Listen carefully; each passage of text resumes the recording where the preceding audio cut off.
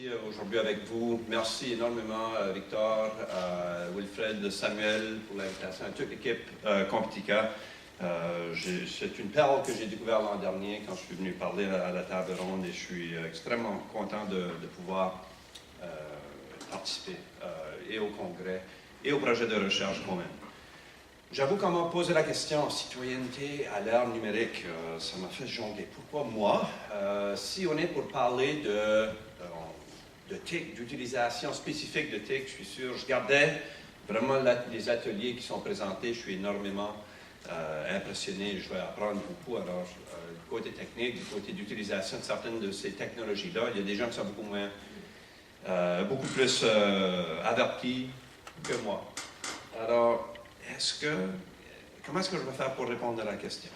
Alors, vous pardonnerez, je suis un peu lent matin, je me suis couché un peu tard hier soir, heureusement que la prolongation a procuré trop d'autant.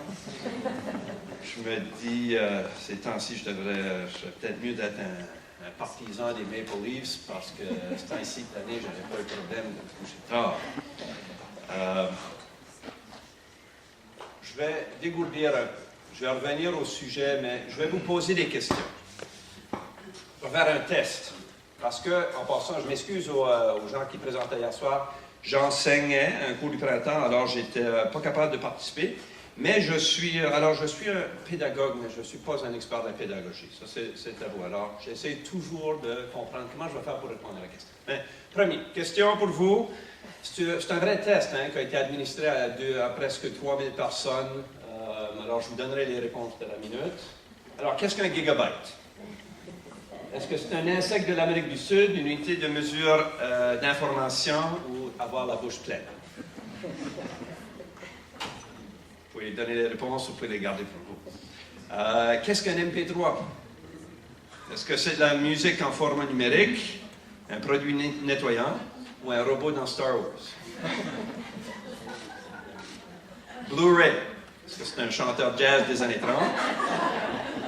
Un animal marin? Un format de stockage musique vidéo? HTML. La structure routière prédominante en Angleterre. Une maladie transmise sexuellement. Un langage de programmation web. Dernière question. Est-ce que c'est important d'avoir une bonne connaissance de la technologie? Oui ou non? Est-ce que vous voulez les réponses? Je ne vous demande pas de lever la main, je ne veux pas vous faire gêner, n'est-ce pas? Mais, alors, qu'est-ce qu'un gigabyte? La majorité des gens ont reconnu que c'était une unité de mesure d'information. Plus du quart de la population pense que c'est un insecte de l'Amérique du Sud. Un MP3? À peu près un quart de la population pense à un robot dans Star Wars. C'est ça qui m'a frappé. Blu-ray aussi, à peu près 30% de la population ne sait pas que c'est un format de stockage de musique et de vidéo. HTML, 80% reconnaissent que c'est un langage de programmation web, mais 20% ou 11% pensent que c'est une maladie transmise sexuelle. Alors, est-ce que c'est important d'avoir une bonne connaissance de la technologie? Oui, la plupart des gens s'entendent que oui. 40% pensent que non, ça m'a frappé aussi. Alors, la source, Yedis Public Relations ont fait un sondage plus tôt cette année là-dessus. Alors, ça fait gratter les méninges parce que ça veut dire, vous êtes technopédagogue, vous maîtrisez la technologie, diverses facettes. Pour vous, c'est intuitif, vous l'enseignez, vous voyez vos étudiants, pour les jeunes en particulier, ils sont beaucoup plus adeptes des nouvelles technologies, ça devient plus intuitif, mais il ne faut pas oublier qu'il y a une bonne partie de la population qui, et je vais le voir dans des chiffres un peu plus raffinés ou peut-être plus développés dans quelques instants, qui ne le sont pas, qui ne le maîtrisent pas et que ça pose des problèmes. Et on va voir, ça pose des problèmes d'implication et de participation civique. Et pour moi, ça m'inquiète énormément, parce que si on n'est pas en train d'inclure toute la population dans les débats et dans les enjeux de l'art de notre société, on a qu'est-ce qu'on mérite. C'est-à-dire, on va manquer de voix et de bras à ramer. Alors, mon plan de match. On parle de citoyenneté à l'ère numérique. Je vais vous mettre mes cartes sur la table, parce que j'ai une perspective sur l'art numérique qui va vous faire comprendre pourquoi que je développe le reste. Ensuite, je vais parler de citoyenneté, de piliers que pour moi est le plus essentiel, sur quoi je vais probablement passer la majeure partie. Je vais vous lancer 2 propositions pour voir, ou au moins pour peut-être faire remuer les méninges, parce que je pense qu'il y a des voix qui ne sont pas assez connues ou entendues. Et on doit les inclure. Et finalement, il fallait que je réponde à la question. Alors, à qui la responsabilité? Je vais réfléchir un peu là-dessus. D'abord, pour moi, l'ère numérique, ça fait au moins une vingtaine d'années, je pense à Francis Cairncross qui parlait de Death of Distance. Même Thomas Friedman, il n'y a pas si longtemps, qui parlait de The World is Flat. En d'autres mots, les différences entre régions riches et régions pauvres vont disparaître grâce aux technologies de l'information. Il n'y en a plus les différences de niveau, les sommets et les vallées vont disparaître. On parle aujourd'hui d'imprimantes 3D. Est-ce qu'il y a des gens qui ont des imprimantes 3D à leur école? Vous savez c'est quoi? Vous avez peut-être entendu parler de Makerspace. C'est des endroits où s'agglomèrent, je dis bien s'agglomèrent, des gens, des jeunes, mais des moins jeunes aussi, des technophiles qui aiment c'est des patenteux.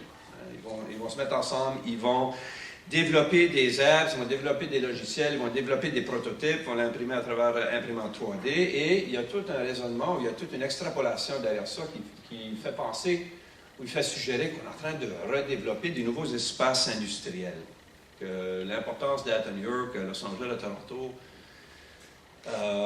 devient désuet, ou va disparaître.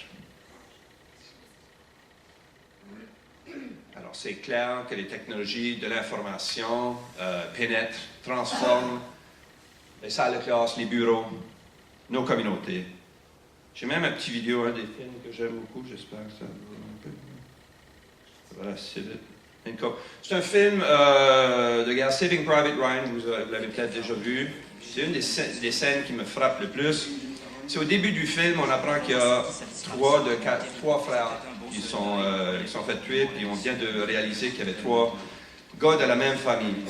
Et qu'est-ce qu'on voit? C'est une salle de dactylo. Alors, on a toute une salle d'une 50aine de personnes que la job est de dactylographie.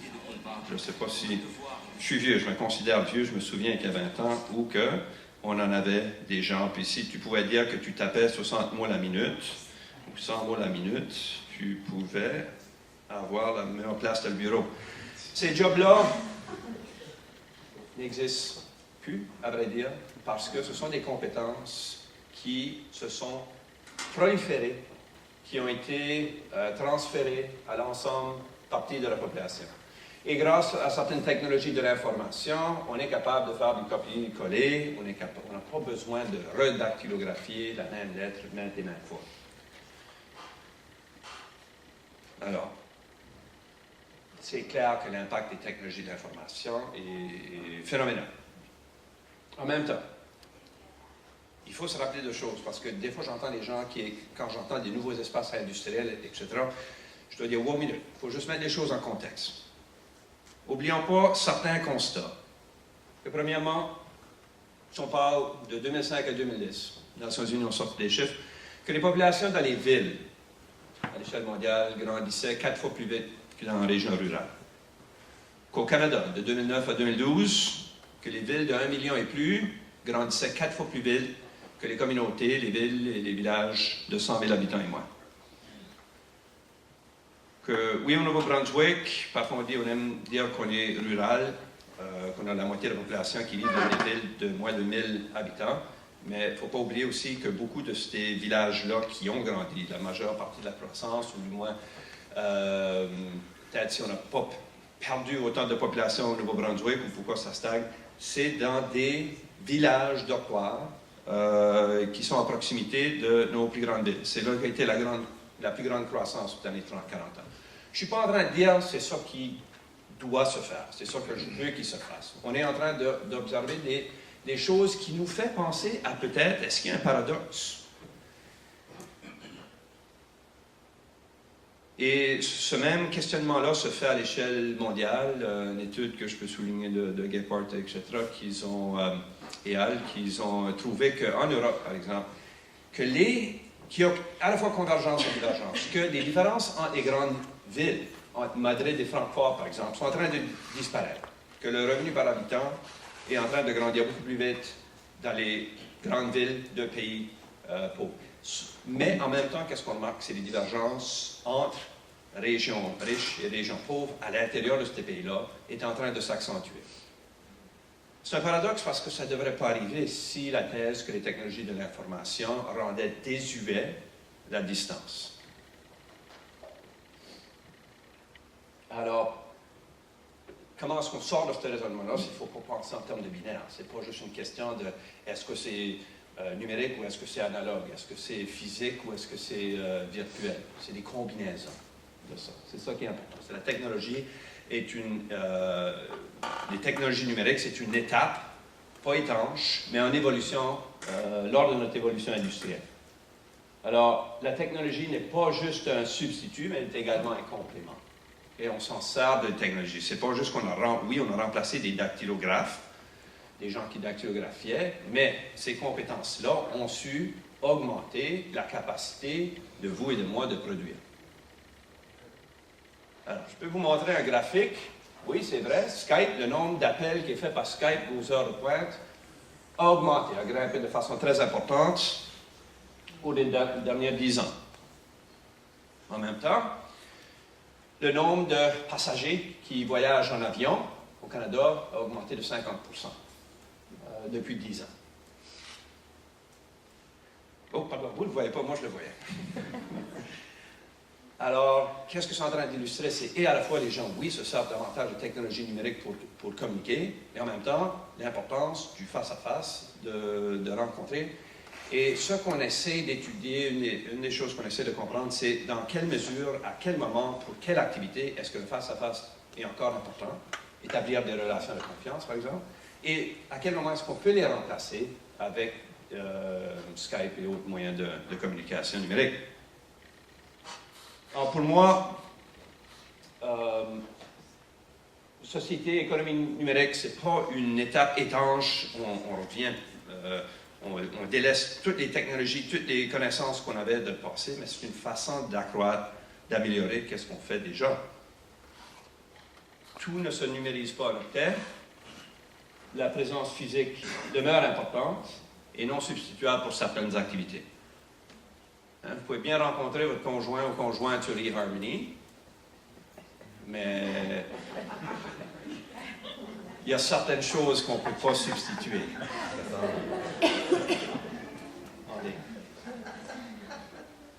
Alors, encore une fois, c'est important de songer aux technologies numériques en termes de comment est-ce qu'on s'en sert pour recombiner avec les technologies existantes pour améliorer ce qu'on fait.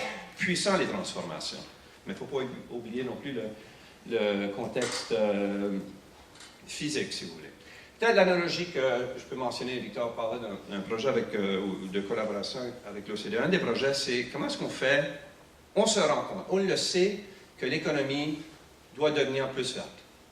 Nos ressources à base d'énergie, nos énergies à base de fossiles non renouvelables vont devenir de plus en plus chères à exploiter. Et le coût de production des énergies renouvelables devient de moins en moins cher, devient compétitif. On va devoir les adopter. Mais est-ce que c'est si facile que ça, les adopter? Comment est-ce qu'on fait pour mieux préparer notre main-d'œuvre, nos entreprises, nos ménages pour utiliser ces technologies-là?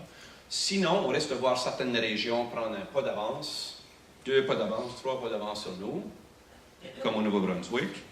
Et alors, mais le raisonnement derrière ça aussi, c'est que c'est pas des étapes étanches. C'est pas, OK, là, on était dans une phase où on polluait à tout défaire, puis là, on va transitionner du jour au lendemain à un moment où on va être tous écolos, puis on produit 0 émission de carbone. C'est pas comme ça, c'est une transition. Alors, c'est une question de, l'expression en anglais, c'est de shades of green.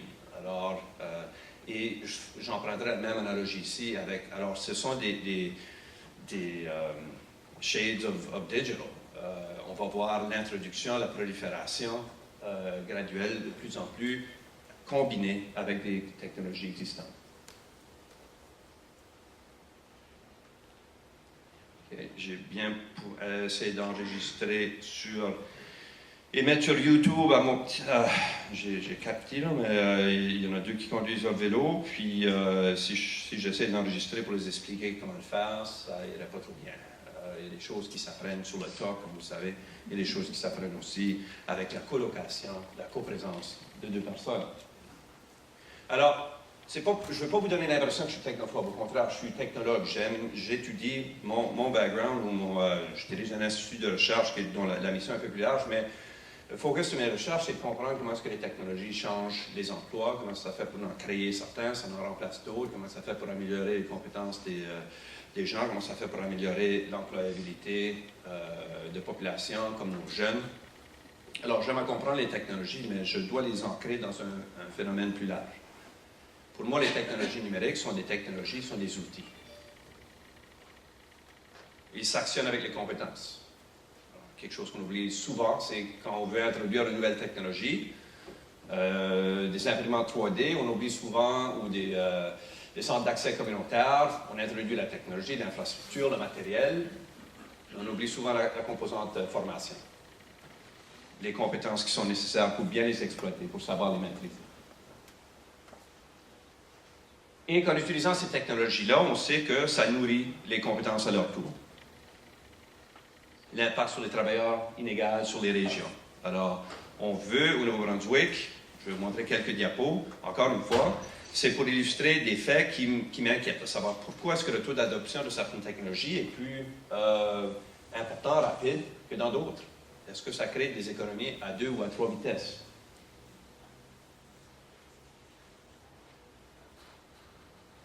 Et pour le sujet aujourd'hui, je vais parler, est-ce que ça crée un impact inégal sur la participation citoyenne? Est-ce que ça crée des citoyens qui sont plus égaux que d'autres? Alors, pour moi, je fais une distinction importante, parce que j'ai vu dans les ateliers des gens qui vont parler de citoyenneté numérique, et Victor en a fait allusion, et je trouve ça vraiment intéressant. Comment est-ce qu'on fait pour être meilleur citoyen sur l'Internet? Adopter des meilleures pratiques d'éthique, responsabilisation, en fonction de ce qu'on dit, de ne pas faire tort aux autres, de ne pas faire de l'intimidation, de ne pas se faire prendre, d'éviter les dangers, collaborer. La personne qui a fait le premier discours qui parlait d'exercice de travail, d'études en ligne, etc. Comment est-ce qu'on fait pour maximiser ces opportunités-là et minimiser les peines ou les risques? Moi, je veux parler, parce que la question m'a posée, à l'ère numérique, la citoyenneté. Alors, je vais miser d'abord et avant tout sur la citoyenneté. Alors, pas nécessairement comment devenir meilleur citoyen dans le monde virtuel, c'est important, ça fait partie du tout, mais c'est comment saisir les technologies numériques pour participer dans des projets de société. Alors, laissez-moi parler un peu de citoyenneté. Qui dit citoyen dit celui qui ou celle qui détient des droits, des libertés, à des activités qu'on considère essentielles. Alors, voter est souvent celui qu'on pense au premier.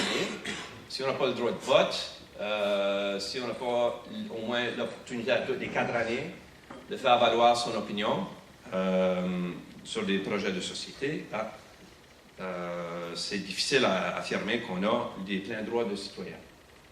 Le droit de s'éduquer, le droit de travailler, dans certaines régions, oui, dans d'autres, non. Alors, à définir, ça varie. Mais ça comporte des défis aussi. Alors, on peut tous être assujettis aux mêmes lois, on peut tous payer des taxes, certains d'entre nous sont des citoyens, d'autres ne le sont pas. Je me souviens quand j'étais en Angleterre, j'avais le droit à voter aux élections parlementaires européennes, mais pas aux élections parlementaires britanniques. Alors, j'étais citoyen de l'Union européenne ou de l'espace européen, mais je ne l'étais pas comme étudiant, bien sûr, de britannique. Mais ça me confère différents droits, bien sûr. Est-ce que c'est suffisant d'être citoyen et dire « OK, j'ai des droits, laissez-moi tranquille après » ou est-ce que ça comporte une obligation de participer? Il y a des juridictions où que voter n'est pas juste un droit, c'est une obligation. Et on a donc une responsabilité non seulement de voter, mais envers ses confrères et consoeurs. Est-ce que le droit de vote est accessible à tous? Est-ce que tous les citoyens ont un droit de vote? La réponse est non. Je vais y revenir. Alors, pour moi, le droit de vote n'est pas le be-all and all de la citoyenneté, mais c'est un proxy. Si on n'a pas au moins le droit de vote, c'est difficile d'affirmer ces autres droits comme citoyen.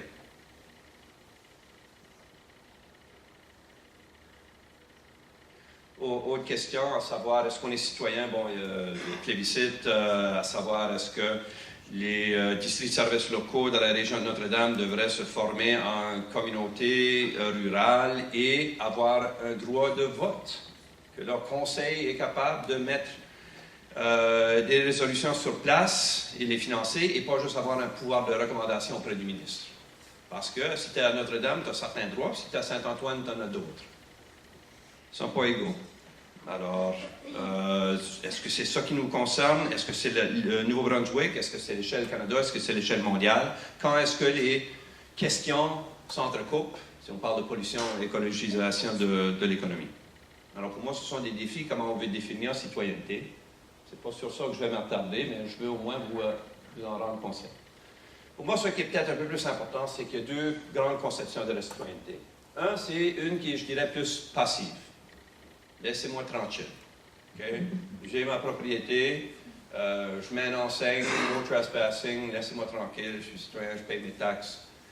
Je ne vais rien savoir de plus. Et je dis ça un peu en blague, mais c'est dans le contexte historique où on avait des interventions, où on était capable de saisir les biens, etc., de gens. Il y a une très grande valeur. On peut reconnaître aussi dans certaines sociétés, on reproche parfois aux Américains d'être un peu trop individualistes à certains égards. Je peux vous affirmer que ça dépend énormément dans quel État et dans quelle communauté vous vivez. Mais moi, je pense qu'une conception de citoyenneté a besoin d'être beaucoup plus active. Que ça prend une participation active dans la vie publique. Parce que non seulement est-ce que le bien-être social et économique qu'on veut définir dépend de comment on tranche les questions lors de vote, lors de consultation, mais l'introduction des questions et des projets sociaux qu'on veut réaliser comme société nécessite une participation la plus inclusive possible de notre société, de ses membres, de ses citoyens. Alors, parce que vous ne faites peut-être pas confiance à l'État pour parler ou à d'autres pour parler de vous, peut-être parce que vous y tenez beaucoup aux idées que vous voulez mettre de l'avant sur l'arène politique, vous devez participer activement pour faire valoir vos idées. Je vais vous en lancer des idées. Des débats sur l'arène publique. Est-ce qu'on fait avec des plans de pension? Est-ce qu'il y en a qui sont des éducateurs?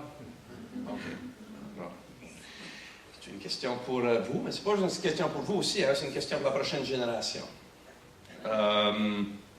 Est-ce qu'on doit développer l'économie et à quel degré est-ce qu'on devrait assumer des risques à l'environnement? Grand débat. Chômage, obésité chez les jeunes, est-ce qu'on devrait intervenir, etc., etc. Je vous en lance, vous en avez. Vous pouvez me les lancer de nouveau, qui sont plus importants pour vous.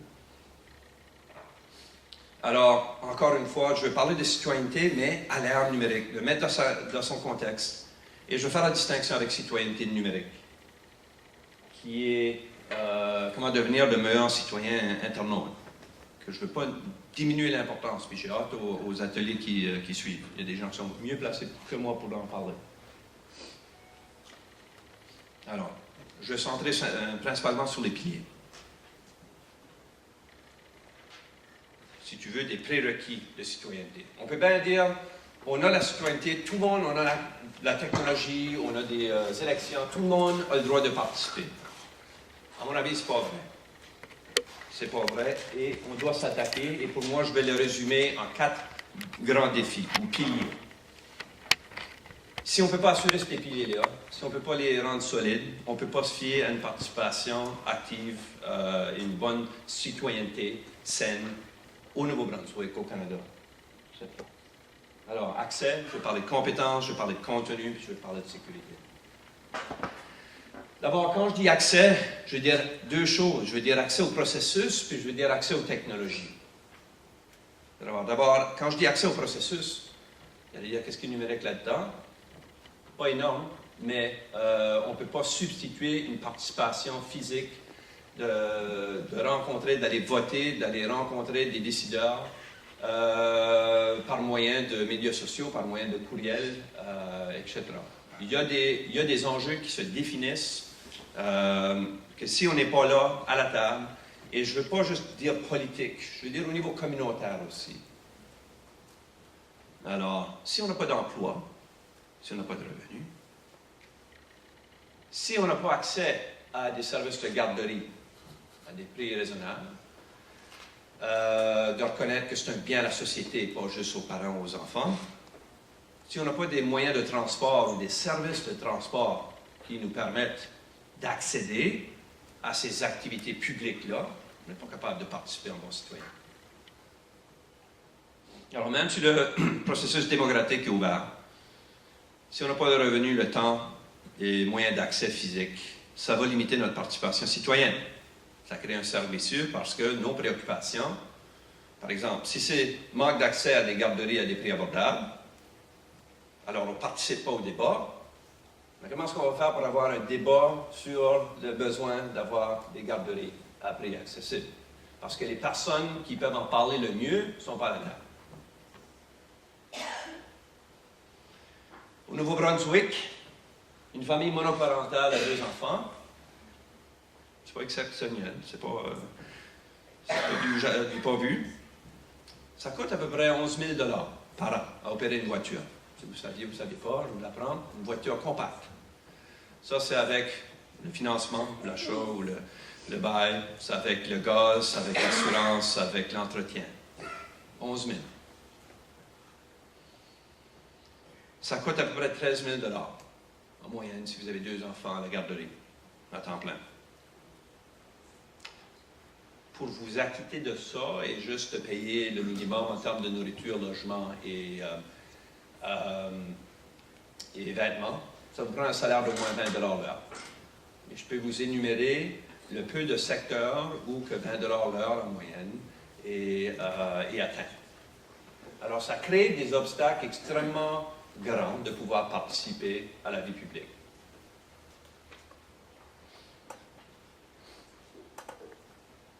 Comment est-ce que les technologies numériques peuvent vous aider? On essaie. Je vais vous donner un exemple. Vous en connaissez des meilleurs. Vous pourrez les partager, ça me fera plaisir. Mais nous, dans un des projets, c'est que ça me préoccupe énormément ce manque d'accès au transport. Que difficile à décrocher un emploi au Nouveau-Brunswick, même dans nos 3 villes, nos 3 plus grandes villes où il y a des services de transport en commun, on a juste 3% de la main-d'œuvre qui s'en sert. La majorité des gens ont besoin d'une voiture pour se déplacer. Alors, si vous n'avez pas de voiture, comment est-ce que vous faites pour accéder au marché d'emploi? Comment est-ce que vous faites pour avoir un salaire qui va vous permettre d'accéder aux activités de participation civique? Alors, nous, on essaie de comprendre une chose. On a un projet de Big Data. C'est-à-dire, on a une base de données avec tous les tweets qui ont été faits au Canada de 2006 et 2013. Ils sont pour pas pour la plupart, certainement les dernières années, ils sont pour la plupart ce qu'on appelle geocoded.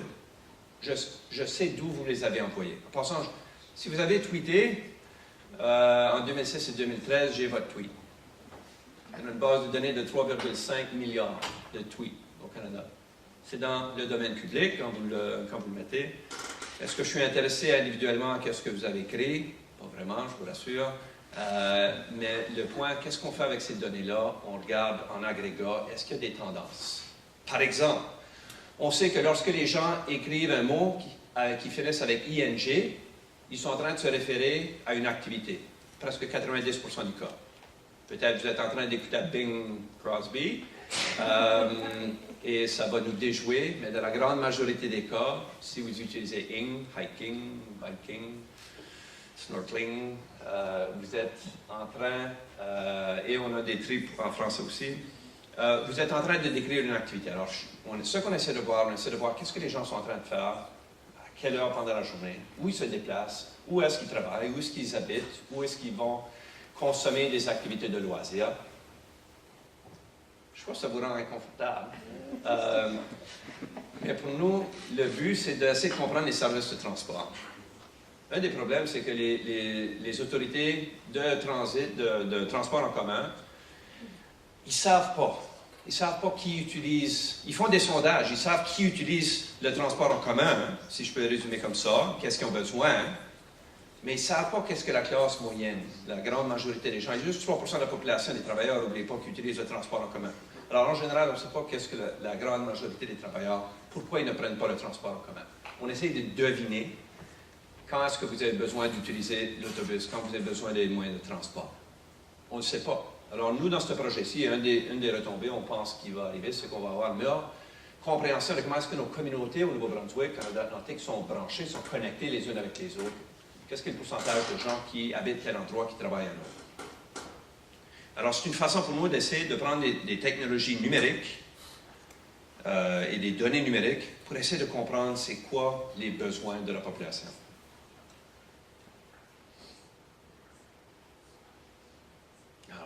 J'écoutais un matin un reportage sur CBC sur l'incidence de pauvreté à Fredericton. Encore une fois, on n'a pas de bonnes idées, des idées très précises à quel degré est-ce que c'est un problème.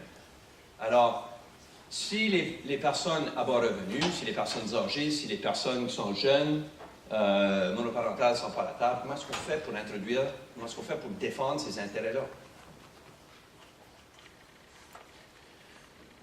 On a fait une étude il y a 2 ans. À travers le Canada-Atlantique, on a sondé 700 entreprises. On voulait savoir, on a 96 questions. Je ne vais pas vous les présenter toutes, je vais vous en présenter 2. On voulait savoir qu'est-ce qu'était leur pratique. Et 2 en particulier étaient sur l'utilisation de technologies et de savoir en général. Quel pourcentage d'entreprises est-ce qui formaient leurs employés? Vous allez voir, je vais parler de compétences dans un instant. On remarquait des différences entre francophones et anglophones. On remarquait aussi les différences entre entreprises qui étaient situées en région rurale et entreprises qui étaient situées en région métropolitaine et urbaine aussi. Alors, les entreprises en région métropolitaine étaient beaucoup plus portées à donner de la formation que les entreprises en région rurale. Pourquoi? On ne sait pas, mais vous avez peut-être des hypothèses pour me guider. Est-ce que c'est plus facile si on a accès aux collèges, aux universités, d'offrir formation? Peut-être. Est-ce que ça voudrait dire qu'en région rurale, on devrait utiliser les technologies de l'Internet pour offrir de la formation en ligne davantage, si on n'a pas accès physique? Le prochain diagramme est congestionné, j'avoue, mais je vais juste soutirer votre attention à formation en ligne. Alors, qu'est-ce qu'on remarque? C'est en région métropolitaine, plus de la moitié des entreprises en région métropolitaine offrent la formation en ligne, à peu près 40% en région rurale. Et systématiquement, ça, c'est toutes différentes utilisations de l'Internet qu'on peut utiliser pour des fins d'affaires. Systématiquement, les différences abondent dans la direction des entreprises qui sont en région métropolitaine. Pourtant, la promesse des technologies de l'Internet devrait réduire les écarts, devrait offrir des opportunités à des entreprises, à des ménages qui sont en région rurale. Alors, ça fait gratter la tête et pour nous, ça nous fait penser à la question, je ne peux pas vous répondre, mais ça fait poser la question, est-ce que ça a à faire avec les compétences? Est-ce que, c'est pas une question d'intelligence, une question, est-ce qu'il y a des différences dans l'utilisation des technologies qui sont liées aux compétences? Alors, même si, en réalité, il y a des différences dans la vitesse d'accès, si on est à Saint-Jean, Fredericton, Moncton, si on est dans d'autres régions, on est en train d'introduire un réseau de dark fiber qui va améliorer la vitesse encore, mais c'est toujours pas si vite que dans d'autres régions du pays. Est-ce que ça fait une différence? Pas énorme, mais ça dépend dans des domaines techniques. Si vous enseignez la musique à distance, l'effet granuleux, que si la vitesse est pas assez vite, fait de sorte que vous n'êtes pas capable vraiment d'enseigner le positionnement des doigts sur le violon, etc. Alors, il y a certainement un avantage dans certains secteurs qui a besoin d'une résolution très, très avancée. Mais même si on assumait qu'il n'y a pas de grande différence, parce qu'on aime dire qu'on a branché toutes les communautés, maintenant tout le monde a accès à Internet largement, haute vitesse. Pourtant, on sait qu'il y a, et je vais vous montrer quelques diapos, il y a des différences dans les compétences, dans l'utilisation de ces technologies de l'Internet. Je vous ai montré des différences dans les utilisations de technologies. Je vous en montre, je vais le résumer. En bleu ici, c'est l'OCDE, le Canada est ici, et je vais vous le résumer. Ça me fera plaisir de vous laisser la présentation ou de vous référer à la publication. Mais qu'est-ce qu'on remarque? Il y a des inégalités importantes de revenus entre ceux qui sont bien rémunérés et ceux qui sont peu rémunérés. Okay? Les différences de revenus plus importantes que moyenne à l'OCDE, au Canada, entre ceux avec niveau de littératie 1 et ceux avec niveau de littératie 4 et 5. En d'autres mots, au Canada, plus qu'ailleurs, si vous avez un niveau de littératie catégorisé 4 et 5, il y a beaucoup plus de chances que vous allez gagner un meilleur revenu, où les différences de revenus avec ceux qui ont juste un niveau 1 sont beaucoup plus accentuées. Ça crée un clivage, une fracture entre ceux qui sont plus lettrés et ceux qui le sont moins. Un autre diagramme. Le Canada est un pays où les divergences de revenus entre riches et pauvres est plus haut que la moyenne. Et ici serait la moyenne. Le Canada est légèrement au-dessus de la moyenne, mais est un des pays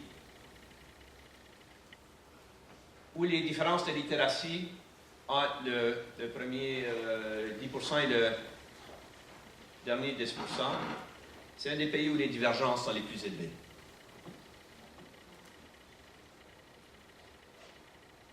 Au Canada, les adultes avec un niveau de littératie de 1 ou moins versus, la comparaison est versus ceux-là qui ont un niveau de littératie de 4 ou 5. Alors, ceux qui ont un niveau de littératie le moins élevé sont 3,5 fois plus aptes ou moins aptes à faire du bénévolat. Ils sont presque 2,5 fois plus probables d'avoir un mauvais état de santé et de ne pas faire confiance au système politique. Ils sont 2 fois moins aptes à faire confiance aux autres. Alors, l'implication. Si on a des meilleurs taux de littératie, on a tendance à être en meilleure santé, on a tendance à être mieux rémunéré. Ces deux choses-là sont essentielles de pouvoir participer pleinement au projet de société comme citoyen. Ça a un impact positif sur comment on voit le processus, s'il est juste, s'il est accessible. Ça favorise énormément l'implication et la participation. On est plus porté à faire du bénévolat. On devient actif à définir les enjeux qui sont importants. Et ceux qui font du bénévolat, ou parmi les décideurs, ils ont fait du bénévolat, c'est comme ça qu'ils se sont occupés des dents. Alors, si c'est pas juste que ça culmine au processus politique, aux décisions qui sont prises à Fredericton ou à Ottawa, mais si on veut que ces décideurs-là soient plus diversifiés dans leur perspective, on a besoin de rendre le système beaucoup plus accessible. Il ne faut pas oublier aussi qu'on peaufine, on approfondit nos compétences quand on fait du bénévolat. On étend nos réseaux. Plus facile à décrocher un emploi quand on connaît des gens. Ces réseaux-là se font par bénévolat aussi. Et les opportunités se cumulent. Alors, j'essaie de faire le point. J'espère qu'il est évident que si on veut une meilleure participation citoyenne à définir les enjeux et à trancher, littératie numérique est extrêmement important. Les compétences. Alors, c'est pour ça que j'apprécie beaucoup d'avoir été invité à collaborer avec mes collègues Victor, Jeanne, Michel, Manon et tous les autres, Guy Vernis, M. Moret, etc., qui sont partis de ce partenariat-là. On vient de décrocher, l'Université de la Faculté d'éducation vient de décrocher une subvention de recherche de 3 ans pour essayer de mieux mettre le doigt sur c'est quoi des compétences numériques, c'est quoi la littératie numérique, est-ce qu'on peut identifier ces compétences-là, est-ce qu'on peut les étalonner, est-ce qu'on peut les comparer, est-ce qu'on peut les enseigner. Si on peut faire un meilleur job avec ça, est-ce qu'on peut réduire les écarts entre mieux nantis et moins bien nantis? Alors, je vous ai parlé d'accès, je vous ai parlé de compétences, je vais juste parler un peu de contenu de sécurité. Alors, on a besoin de faits à pouvoir... On peut avoir les murs, tu sais, je suis bien branché, je peux bien prendre mes nouvelles de différentes sources, communiquer avec plein de personnes sur mon petit appareil portatif. Ce qui me manque souvent, c'est le contenu. Le contenu que je peux faire confiance, que je suis capable de trouver des faits qui sont bien songés, qui sont réfléchis, analysés. Est-ce que c'est un rôle pour les médias? Est-ce que c'est un rôle pour l'académie? Est-ce qu'il y a des défis? Absolument dans les deux. Alors, je vous en lance une. Si vous arrivez de Mars et que vous ne saviez pas qu'il y a un débat à savoir sur le gaz de schiste, ou il y a quelqu'un qui arrive de la salle qui n'a jamais entendu parler, vous les envoyez où? Dites-moi, je suis sérieux. Vous les envoyez où pour se renseigner? Quelle est la source la plus fiable, équilibrée, qui peut nous donner la meilleure idée à savoir c'est quoi les risques versus les opportunités?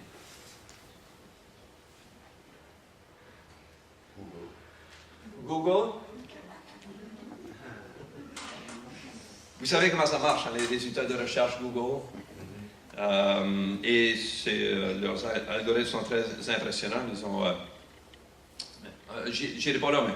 Vous allez sur Google, mais après ça soulève un problème que je vais parler, celui de la curation. À savoir comment est-ce que vous faites pour pondérer la fiabilité d'une source. Alors, si vous l'avez en passant la source où je devrais aller me renseigner, vous me direz. J'aimerais vraiment de faire mon opinion de façon de trancher. Alors, il y a des défis. Évidemment, les technologies numériques révolutionnent comment les médias rapportent, comment on fait pour les accéder. Ça, c'est clair. C'est clair. Et je trouve intéressant que la radio, dans tout ça, a probablement été la plus résiliente. Elle a pu utiliser les technologies numériques non seulement pour améliorer comment est-ce qu'elle diffuse, mais elle a réussi les stations. J'écoute une station rock de Los Angeles parce que je peux accéder par Internet. Qu'avant, on n'aurait pas pu. Mais aussi des analyses, des podcasts. On vous fait écouter la radio et se porte plus facile à faire des reportages de 15-30 minutes qui peuvent vous amener un peu plus loin. Et si vous voulez la version d'une heure, vous pouvez aller sur le podcast qui est stocké, bien sûr, sur un serveur. La télévision, des choses comme YouTube, je trouve intéressant, mais là, j'ai de la misère. Il faut que vous me guidiez. Je vais aller à vos ateliers. J'observe et je sens voir comme un pas de deux, une danse un peu inconfortable. Vous surveillez les nouvelles à la télé pour vous montrer un clip de YouTube. Puis vous surveillez YouTube pour vous montrer un clip qui était à la télé. On dirait que c'est un peu incestueux parfois comment les nouvelles sont diffusées. Les journaux sont en transition incertaine. On expérimente avec des paywalls. Concentration industrielle, les médias sont concentrés de plus en plus au Canada, au Nouveau-Brunswick. J'étais justement au bureau de Jamie Irving il n'y a pas longtemps. Il me montrait, sur le coup, à la minute près, qu'est-ce que les gens étaient en train de lire dans Telegraph Journal, Times Transcript, Daily Gleaner, etc. À la minute près. Et qu'est-ce que vous pensez qu'étaient les choses les plus lues? Quel article? Portait sur quel sujet? Il y avait un scandale de sexe des décideurs à Fredericton. Puis d'autres, c'était des roadkill, des gens en accident ou autre chose. L'Ukraine, des questions peut-être plus importantes. Je fais un jugement de valeur.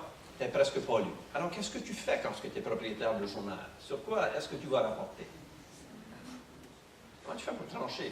Tu vois, les données sont là. Je les voyais changer à la seconde près. Qu'est-ce que les gens sont en train de lire?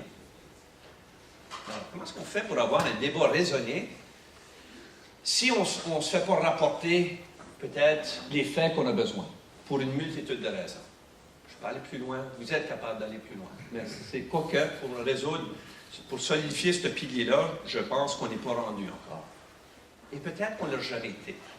Je ne veux pas être naïf non plus. Il y a toujours eu... Qui est-ce qui finançait les études dans le passé? Qui est-ce qui finance les études? On se demande, il faut toujours poser la question. Il y a toujours eu une influence sur qu'est-ce qu'étaient les nouvelles à rapporter. Il faut être un peu plus critique à se poser ces questions-là. Alors, les médias sociaux, j'adore. Ça multiplie les points d'entrée. Je peux apprendre d'un article ou d'une histoire ou d'un rapport qui a été publié parce que plusieurs de mes contacts viennent de l'afficher. Et ça ne me prend pas une semaine à commander. Je peux l'avoir tout de suite, bien sûr. Les vlogs, tu sais, il y avait une règle de 7 avant. Une chose était vraie si elle avait été dite 7 fois. Vous avez entendu celle-là? Des fois, elle est une fois. Alors, je l'ai lu dans l'Internet. Je l'ai lu avec un gars qui a écrit un blog. Et ça me... Je veux dire ça c'est pas que ça me chicote. Je suis presque jaloux. Parce que là, on vient de sortir une série de 4 livres au presse de l'Université de Toronto que j'avais écrit en 2010. Alors, ça a pris 4 ans à passer à travers le processus de revues scientifiques, publications, etc. Alors, est-ce qu'il y a des choses que je changerais? Oui, pas toutes, mais ce serait le fun de pouvoir dire que je l'ai écrit, puis le lendemain, ça serait publié. Et que ça aurait la même, peut-être, force d'analyse et telle que les suggestions, incorporer les suggestions de mes pairs, etc. Est-ce que c'est assez? On lit un article, on donne son grain de sel. Est-ce que c'est ça, la participation citoyenne qui va changer les enjeux? Bon, clairement, les technologies numériques permettent des choses qui sont intéressantes aussi, même pour nous, les chercheurs. Je montrais des données de l'OCDE. Vous êtes capable de les avoir pour votre pays. Vous pouvez tailler. Je vous ai montré des tableaux, c'est assez congestionné. Vous êtes capable d'aller là-dessus de façon dynamique, spécifique à des régions, quel groupe d'âge, et ça vous retourne un tableau avec ces données-là, taillées à ce que vous cherchiez. C'est des possibilités que l'Internet nous offre de présenter des données de façon dynamique, instantanée. Multiplication des points d'accès. Mais ça soulève le problème de curation dont je vous ai mentionné. Je peux vous montrer une petite vidéo, je m'excuse, il y a en anglais. Il m'a fait rire un peu quand je l'ai surveillé. What are you doing?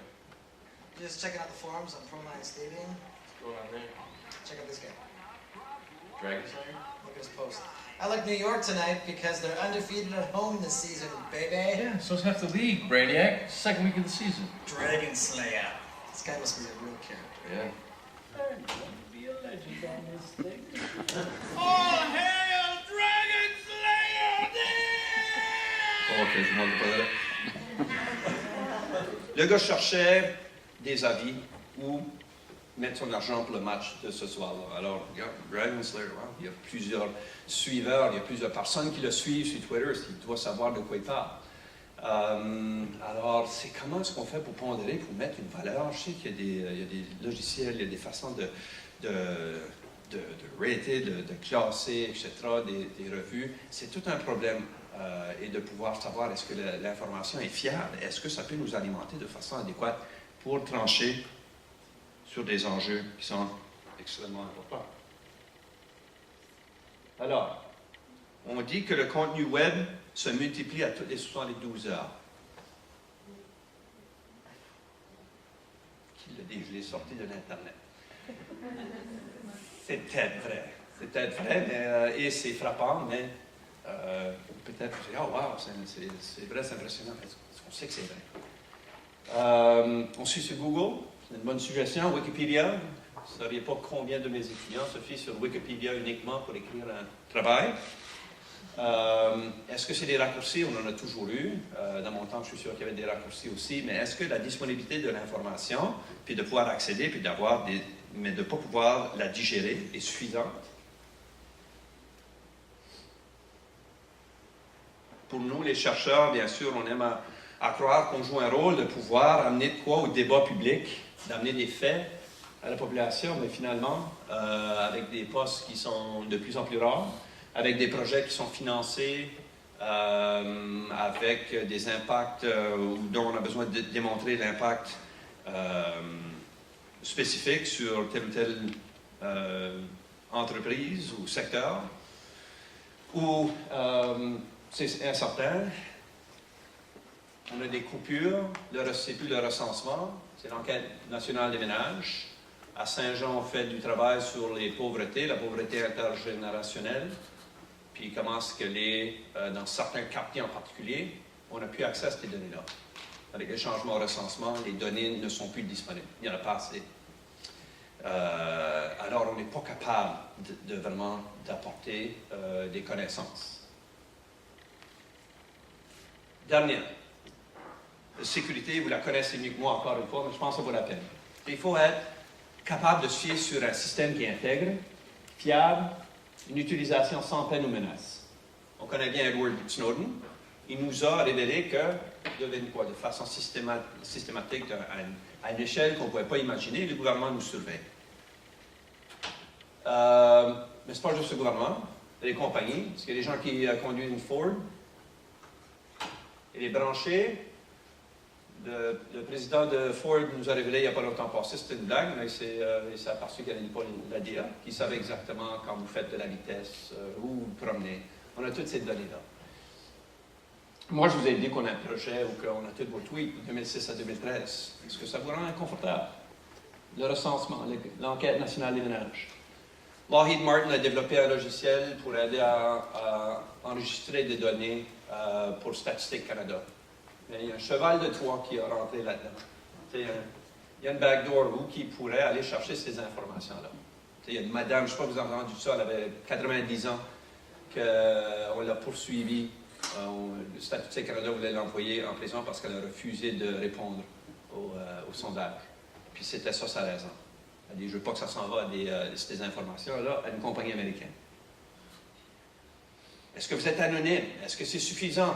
Est-ce qu'on est vraiment anonyme? Mais ensuite, est-ce que ça nous permet de dire des choses qu'on ne dirait pas si on était dans l'espace public? Est-ce qu'on n'a pas une obligation? Je voulais juste en profiter pour montrer le chandail des Canadiens, mais même les menaces qu'on avait faites ou les commentaires racistes qu'on avait fait à l'égard de Piquet Souban. Alors, rapidement, parce que je vais manquer de temps, je vais vous lancer 2 propositions. Puis d'ailleurs, je vais vous montrer un petit clip de vidéo. Si je peux. Vous connaissez Guy Nantel? Le quoi que je crois depuis longtemps, mais lui nous l'a. Trudeau débarque Pauline Marois aux prochaines élections. Est-ce que Trudeau va battre Marois?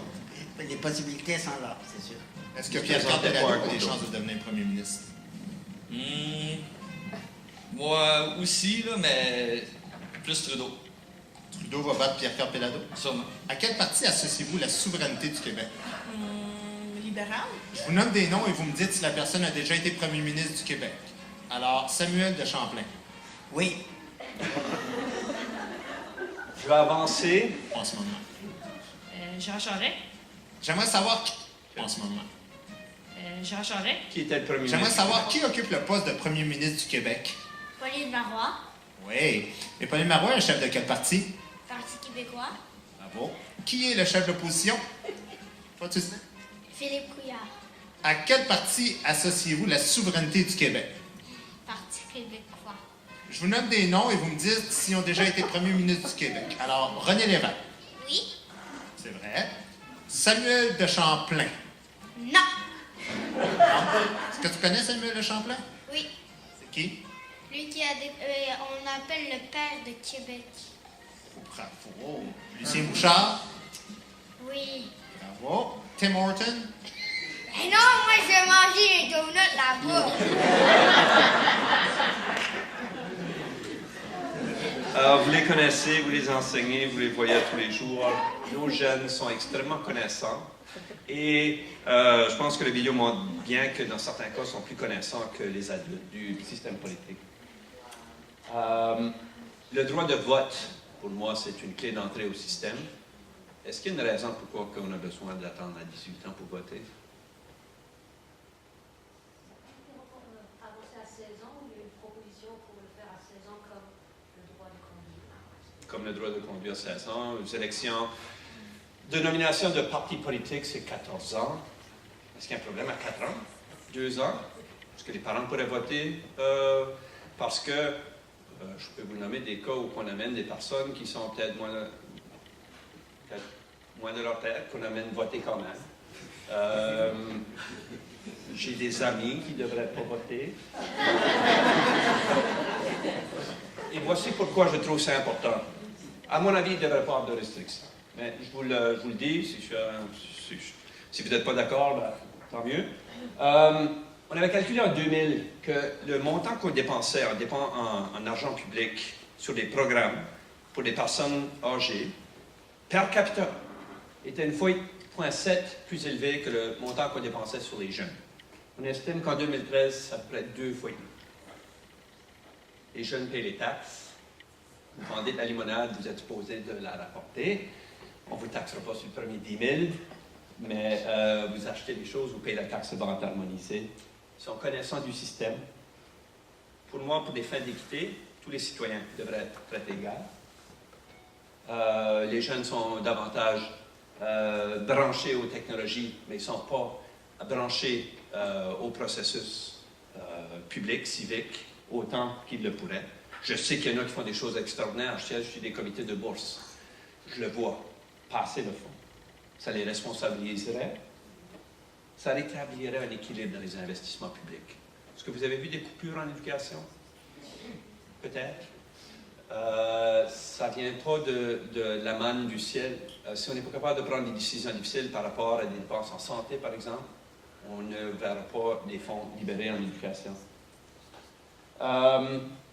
On est sur la veille de voir un transfert dans les prochains 20 ans, selon les projections modérées de Statistique Canada, qu'au Nouveau-Brunswick, 40%, à l'heure actuelle, 40% sont des dépendants. À peu près 20% de jeunes, 20% de personnes âgées. Dans 20 ans, ça va être 50%. Ça veut dire que les jeunes qui vont travailler dans 20 ans, mes jeunes, les vôtres, vont devoir supporter une plus grande charge, de plus grande cohorte, et principalement de personnes âgées, des baby boomers retraités.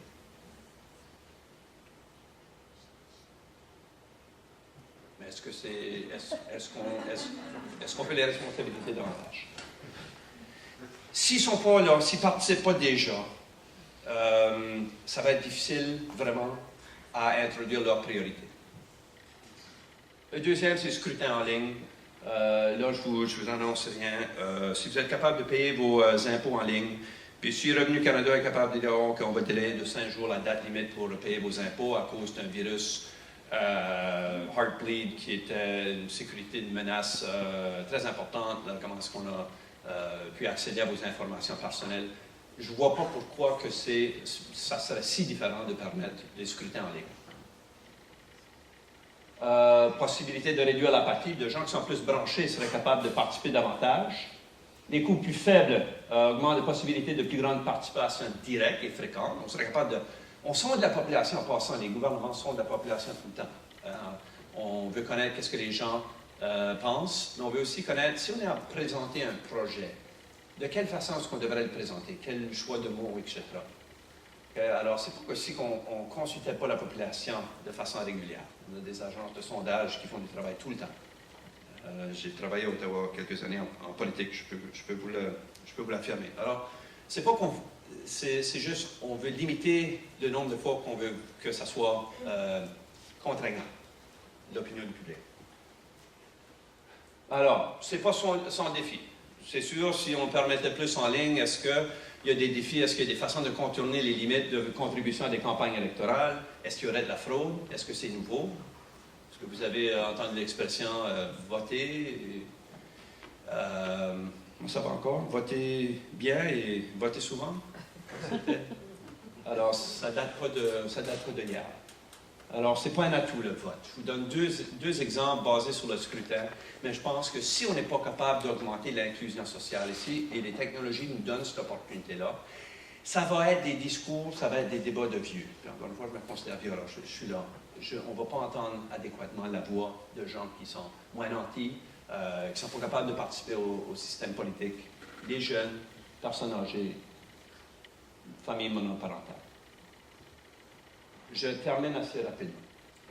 Alors, les enjeux, il y en a trop pour qu'on a besoin de limiter le nombre de personnes qui s'y attaquent, honnêtement. On a besoin de meilleures idées, on a besoin des bras de plus pour ramer. On a des technologies numériques qui sont capables d'ouvrir le processus et inclure plus de voix. Mais il faut raffermir les 4 piliers. D'abord, accès. Oui, infrastructure civique, du Wi-Fi gratuit, toutes les communautés, Oh, bien sûr. Les makerspaces, je vois le génie là-dedans. De brancher des jeunes, à les faire patenter, à produire des choses. Il y a des opportunités qui n'existaient pas avant, c'est remarquable. Mais il y a aussi des moyens traditionnels qu'on peut rendre plus intelligents. Le transport, les garderies, améliorer des entraves à la participation politique. Puis les technologies nous permettent de résoudre ces problèmes-là. Surtout si on fait des compressions dans d'autres formes, comme le sondage, le recensement, etc. On sera peut-être obligé de se fier à de nouvelles formes de données pour pouvoir répondre à ces questions-là. Mais pas juste l'infrastructure physique. C'est formation aussi, pour pouvoir maîtriser, exploiter ces technologies-là. Les écoles, bien sûr, c'est la réponse facile. Tout va dans les écoles. Vous le savez mieux que moi. Les ressources sont limitées. Vous avez des bonnes idées, ne sont pas assez appuyées. Il y a des gens au ministère, au gouvernement, qui veulent voir réaliser, mais on a les mains amarrées. Les ressources sont rares. Mais clairement, bien appuyées, c'est inévitable. C'est pas juste pour préparer des travailleurs aussi, hein, préparer des citoyens, que les écoles sont là. Mais ce n'est pas juste aux écoles, c'est la formation continue, c'est les employeurs, la formation des internats. Il y a des pays où que les stages sont obligatoires chez les entreprises. Et d'arrimer les compétences qu'on veut former avec les compétences que les entreprises ont besoin. On a tellement de choses à découvrir. Pourquoi il y a un manque d'arrimage? Pourquoi ce qu'on appelle un skills mismatch? On est juste en train d'effleurer le sujet pour le moment. Et le contenu, on a besoin de continuer à développer la pensée critique. Alors, tous les moyens technologiques qu'on a, puis tout l'accès à l'information instantanée qu'on peut avoir, c'est bien, mais de pouvoir utiliser sa jugeote, c'est formé à l'école. Le rôle des médias, celui-là m'embête toujours. Je pense que ça embête encore les médias. Ils ne savent pas où ça va aboutir. Ils essaient de garder la tête au-dessus de l'eau.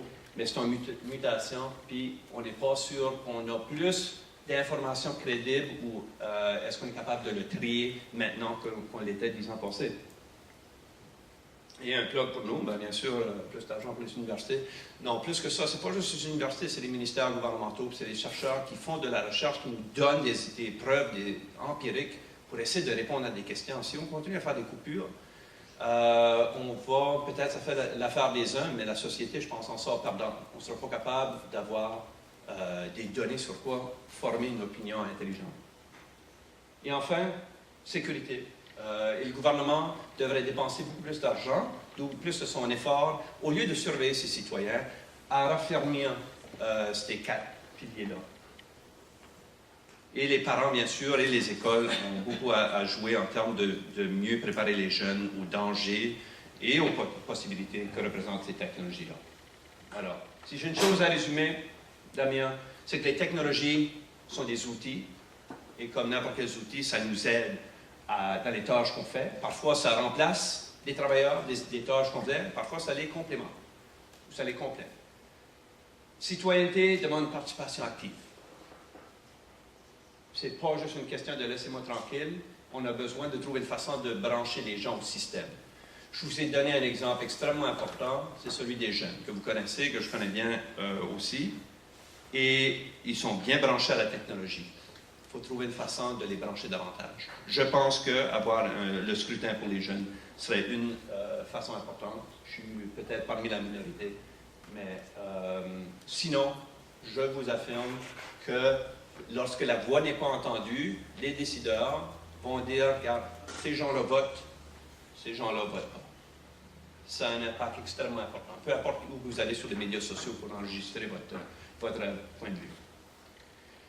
Et raffermir ces 4 piliers-là, et un effort collectif.